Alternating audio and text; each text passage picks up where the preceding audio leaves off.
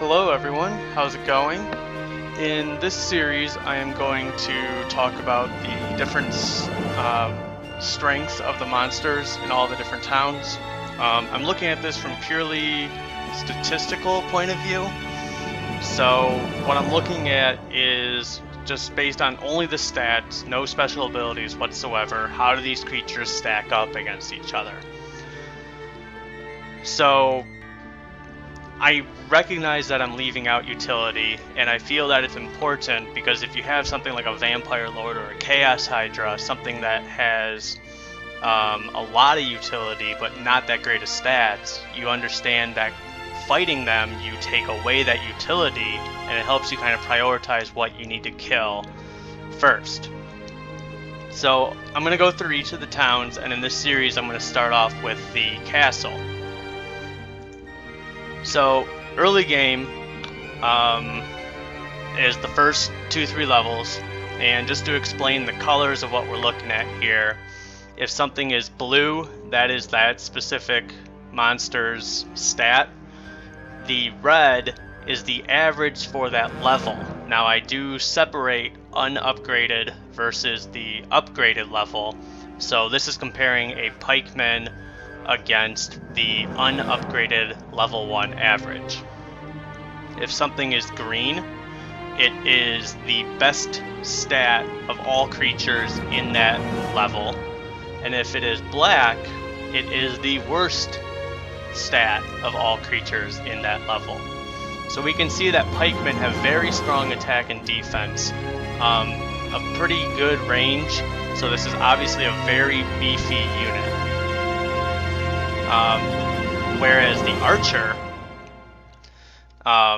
terrible health, terrible defense, below average attack and max damage. You actually won't do a lot of damage with an unupgraded archer. They're slow, they're weak, they don't have a lot of defense, so they die quickly. So it's very important to upgrade the archer up to marksman. But one thing to consider very early game is that they are the cheapest level 2 unit. So you're not getting that much, you're just getting a cheap archer, but they do upgrade very nicely, so you gotta get that upgraded fast. Griffin, all around above average stats, very strong unit, definitely one worth keeping around. In the mid game, which I consider to be you've unlocked the unupgraded version of everything. You might have one or two upgraded versions, but for what we're doing, it's not that critical. So your swordsman, above average health, average attack, great damage, highest defense. This is a very, very kind of like a bruiser, not quite a tank because you still do good damage, but a very solid unit. However, you should still upgrade them to Crusaders to get that second attack, and their damage just goes through the roof. Monks have the worst health and defense. They are an archer, so I was expecting it to have worst health and defense out of the level 5s. However, you don't do a lot of damage, so monks aren't a very strong level 5 unit. I was kind of disappointed by that damage output that they have. Cavaliers, they are either second or third most expensive, I believe third most, and they have fantastic stats to show for it. Great health, above average defense and damage, above average speed, just an all-around great unit. And then the Angels, you have the best health, the best attack, and the best minimum damage. So you just send them in there, they do their thing. With above average defense and speed, you can definitely count on them to stay alive.